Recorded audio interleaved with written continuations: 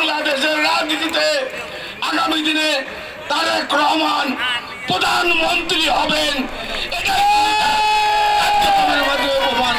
বিএনপির ভারপ্রাপ্ত চেয়ারম্যান তারেক রহমানকে দেশের আগামী দিনের প্রধানমন্ত্রী বলে মন্তব্য করেছেন দলটির কেন্দ্রীয় নির্বাহী কমিটির সদস্য ও সাবেক উপমন্ত্রী রুহুল কুদ্দুস তালুকদার দুলু।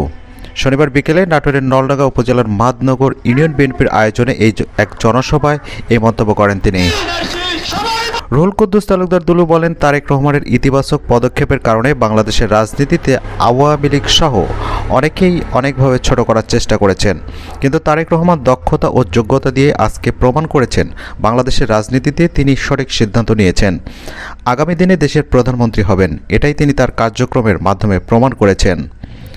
সাবেক উপমন্ত্রী দুলু আরও বলেন, সব মানুষ আজ তারেক রহমান বলতে অন্ধ হয়ে গেছে। শেখ হাসিনার পতনের পর তিনি তার সঠিক পদক্ষেপের মাধ্যমে প্রমাণ করেছেন বাংলাদেশের রাজনীতিতে তারেক রহমানের বিকল্প নাই।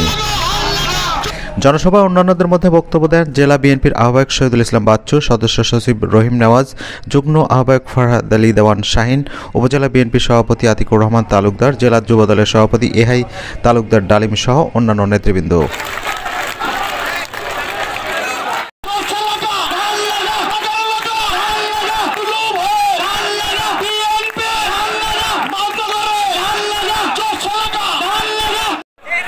কৃষক, শ্রমিক, ছাত্র জনতার আন্দোলনের মুখে তারা পারে নাই, তারা দেশ থেকে চিরতরে বিতাড়িত হয়েছে। আরে তারেক রহমান তো অনেক যোগ্য মানুষ, তারেক রহমান সাহেব অভিজ্ঞ মানুষ।